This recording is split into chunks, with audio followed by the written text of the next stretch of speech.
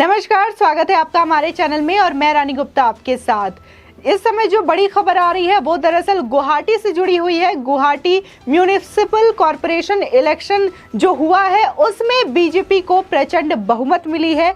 60 सीटों का जो चुनाव हुआ था उसमें से बीजेपी को 58 सीटें मिली है और 3 सीटों पर तो बीजेपी को पहले ही निर्विरोध चुन लिया गया था, उनके कैंडिडेट को निर्विरोध चुन लिया गया था। वहीं अगर 2 सीटों की बात करें तो 2 से 1 सीट जो है आम आदमी पार्टी के खाते में गई। तो वहीं अगर दूसरी सीट की बात करें तो वहां असम जातीय परिषद जो पार्टी है उसको 1 सीट मिली है। और अगर कांग्रेस की बात करें तो कांग्रेस का पूरी तरीके से सुपड़ा साफ हो गया है, जहां हाल ही में देखा गया कि किस तरीके से 5 राज्यों में विधानसभा का इलेक्शन हुआ था जिसमें कि कांग्रेस की जमानत जब्त हो गई थी और बीजेपी ने शानदार प्रदर्शन करते हुए 4 राज्यों में अपनी सरकार बनाई थी। तो वहीं आम आदमी पार्टी की सरकार पंजाब में बनी थी।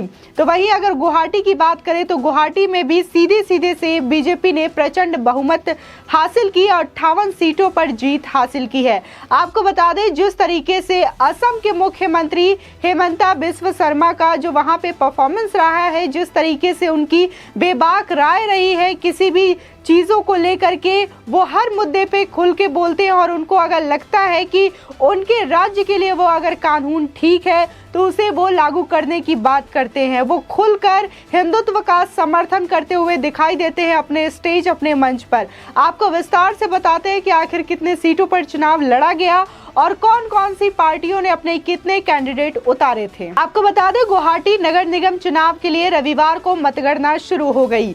मतगणना जारी होने के साथ ही सुरक्षा के कड़े बंदोबस्त भी किए गए थे। गुवाहाटी नगर निगम के 60 वार्डों में से 57 वार्डों में मतदान 22 अप्रैल को हुआ था। बाकी के 3 पर भारतीय जनता पार्टी ने निर्विरोध जीत हासिल की थी। वहीं गुवाहाटी नगर निगम के चुनाव में 52.80% मतदान हुआ है। वहीं ताजा गुवाहाटी नगर निगम रुझान की बात करें तो बीजेपी को 58, असम जातीय परिषद को 1, आप को 1 और कांग्रेस को 0, यानी कि एक भी सीट कांग्रेस के खाते में नहीं पड़ी है। यानी ये कहना गलत नहीं होगा कि विपक्ष के दोनों विजेता मुस्लिम हैं और गुवाहाटी के मुसलमानों ने भी कांग्रेस को धोखा दे दिया है। बता दें असम के मुख्यमंत्री हेमंत बिस्वा शर्मा ने भाजपा के चुनाव अभियान का नेतृत्व खुद किया था और शहर भर में कई रैलियों को संबोधित भी किया था। जबकि देखा गया कि असम प्रदेश कांग्रेस अध्यक्ष भूपेन बोरा ने राज्य के मुख्य विपक्षी दल का नेतृत्व करते हुए वो नजर आए थे। कांग्रेस ने सबसे अधिक 54 वार्डों में चुनाव लड़ा था। उसके बाद सत्तारूढ़ भाजपा ने 50, आम आदमी पार्टी यानी आप ने 39 और असम जातीय परिषद ने 25 सीटों पर चुनाव लड़ा था। वहीं बीजेपी की सहयोगी पार्टी असम गण परिषद ने बीजेपी के साथ सीट बंटवारे की व्यवस्था के तहत 7 वार्डों से चुनाव लड़ा था। दिल्ली और पंजाब में एंट्री के बाद अब अरविंद केजरीवाल आम आदमी पार्टी के विस्तार में जुट गए हैं। नॉर्थ ईस्ट के राज्यों में पार्टी ने अपनी उपस्थिति दर्ज कराने के लिए इस बार गुवाहाटी नगर निगम चुनाव भी लड़ा। पार्टी को उम्मीद है कि उन्हें यहां अच्छा परिणाम देखने को मिलेगा, लेकिन एक ही सीट आम आदमी पार्टी के खाते में गई है। वहीं अगर बात करें जिस तरीके से आम आदमी पार्टी का परफॉर्मेंस रहा है, वहीं हाल ही में देखा गया कि पंजाब में जीतने के बाद अरविंद केजरीवाल जो है हिमाचल में गए थे। हिमाचल के कांगड़ा में उन्होंने कल ही रैली को एक संबोधित किया था। लेकिन जिस तरीके से आम आदमी पार्टी विश्वास जो दिखा रही है वो कहीं ना कहीं गलत साबित हो रही है, क्योंकि जहां कल देखा गया कि तमाम वीडियोस और फोटोज सामने आए जहां पर आम आदमी पार्टी की जो रैलियों में कुर्सियां लगी थी वो तमाम कुर्सियां खाली दिखाई दे रही थी। इससे साफ साफ ये नहीं कहा जा सकता कि जो हिमाचल प्रदेश की जो जनता है वो आम आदमी के समर्थन में दिखाई दे रही है, बल्कि ये कहना सही होगा कि अभी वो वर्तमान सरकार से वहां के काफी खुश है। अगर वो वहां की सरकार से खुश नहीं होते तो शायद आम आदमी पार्टी की जो रैली थी उसमें भीड़ दिखाई देती, लेकिन वहां की कुर्सियां खाली थी। इसके बावजूद जहां पंजाब में उन्होंने वादा किया था तो तमाम वादे जो है वो झूठे निकले। अब वो हिमाचल में भी यही वादे दोहरा रहे हैं और इसी के साथ ही साथ उन्होंने अपनी पार्टी का विस्तार इंकार करने के लिए अब गुवाहाटी के नगर निगम चुनाव में भी अपने कैंडिडेट्स को उतारा, लेकिन वहां भी कोई अच्छा परफॉर्मेंस आम आदमी पार्टी ने नहीं किया, बल्कि एक सीट पर ही सिमट के रह गई। वहीं गुजरात की बात करें तो गुजरात में पिछले साल हुए निकाय चुनाव में जिले की 130 सीटों में भी बीजेपी ने 93 और आप ने 27 सीटें जीती थी। रिजल्ट आने के बाद कांग्रेस को काफी पीछे छोड़ते हुए आप दूसरे नंबर की सबसे बड़ी पार्टी बन गई है।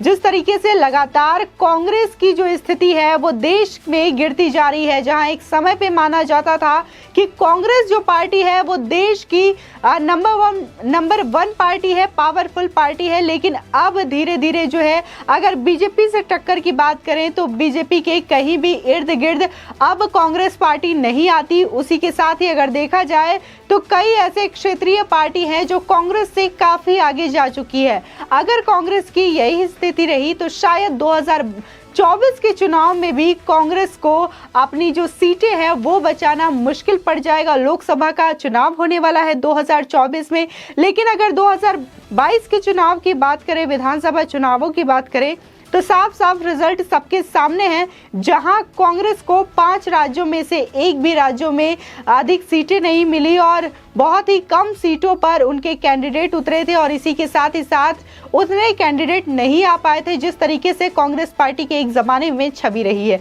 वहीं अगर हेमंता बिस्वा शर्मा की बात करें जो कि असम के मुख्यमंत्री हैं, उन्होंने बाकायदा ऐसे डिसीजंस लिए हैं नॉर्थ ईस्ट असम के लिए, जो एक समय में असम को काफी पिछड़ा हुआ लोग समझते थे। नॉर्थ ईस्ट का जो एरिया है उसे भारत का हिस्सा भी लोग मानने से इनकार करते थे।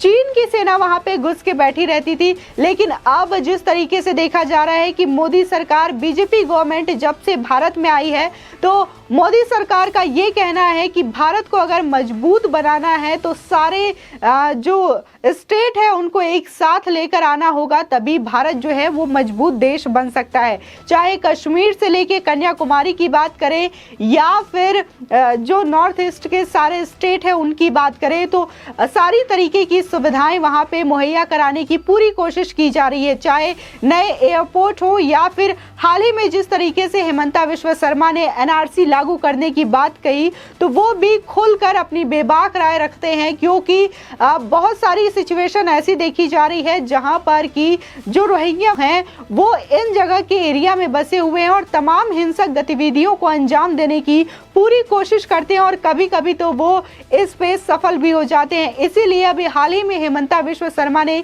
यह भी डिसीजन लिया है कि जो असमिया मुस्लिम है उनको पहचानने के लिए एक प्रावधान लाया जाए, जिससे कि जो असम के मुस्लिम हैं उनको पहचान करके जो रोहिंग्या हैं उनको अपने स्टेट से बाहर खदेड़ा जा सके। तो ये कहना गलत नहीं होगा, जिस तरीके से हेमंता बिस्वा शर्मा पूरी तरीके से बेखौफ राय रखते हैं और हिंदुत्व का समर्थन करते हैं, तो इससे अच्छा नेता असम को नहीं मिल सकता। और गुवाहाटी नगर निकाय का जो चुनाव का रिजल्ट है जिसमें बीजेपी को 58 सीटें मिली है, तो कहीं ना कहीं ये 58 सीटों की जीत जो है वो इस बात को सिद्ध करती है कि जो असम के लोग हैं वो हेमंता बिस्वा शर्मा को कितना पसंद करते हैं अपने मुख्यमंत्री के तौर पे।